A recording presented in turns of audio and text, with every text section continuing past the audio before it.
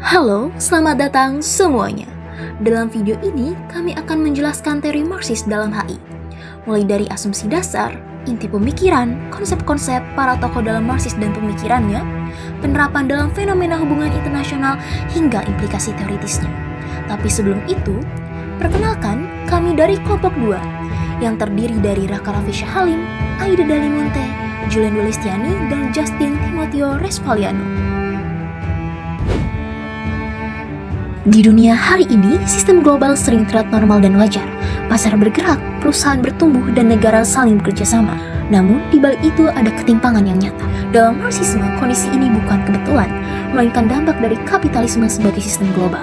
Nah, kalau memakai cara pandang Marxis untuk memahami hubungan internasional, asumsi dasarnya adalah dunia internasional itu tidak netral. Ia tidak bergerak hanya karena diplomasi atau moralitas negara, tapi karena struktur ekonomi yang mengaturnya.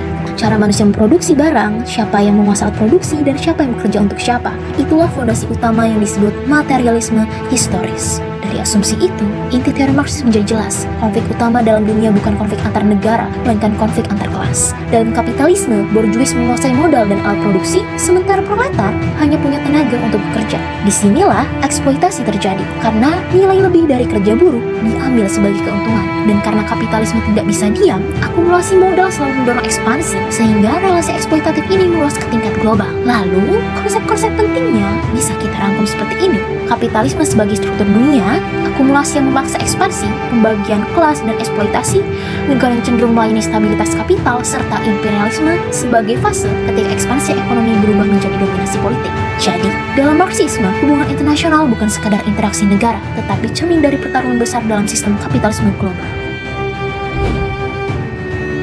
Karl Marx merupakan fondasi utama dari Marxisme dengan memiliki fokus pada konflik kelas dalam masyarakat kapitalis, khususnya antara pemilik modal dan juga kelas pekerja. Bersama dengan Friedrich Engels, Marx menganalisis adanya eksploitasi dan juga relasi produksi.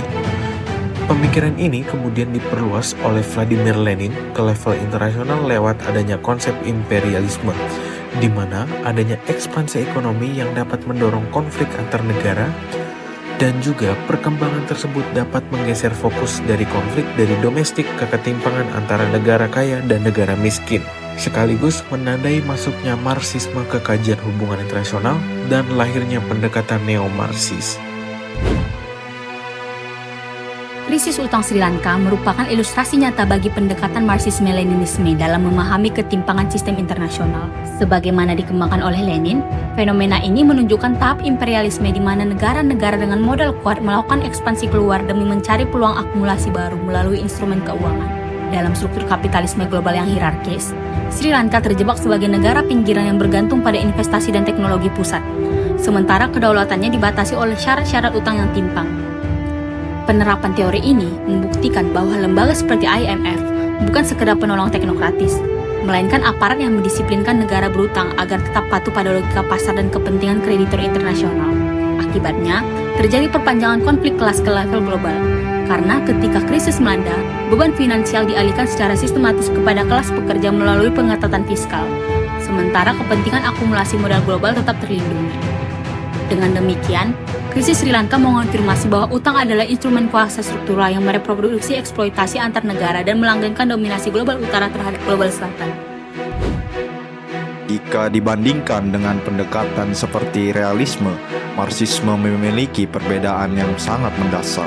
Realisme menempatkan negara sebagai aktor utama yang otonom dan rasional, sementara Marxisme melihat negara sebagai bagian dari struktur kapitalisme global.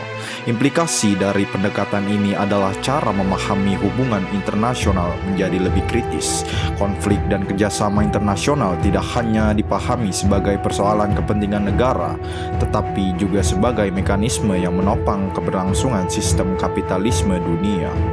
Dengan demikian, Marxisme membuka dimensi ekonomi dan ideologis yang sering diabaikan oleh teori arus utama dalam hubungan internasional. Marxisme dalam hubungan internasional menekankan bahwa sistem internasional dibentuk oleh kapitalisme global, relasi produksi yang timpang, serta dominasi yang berjalan secara material dan ideologis.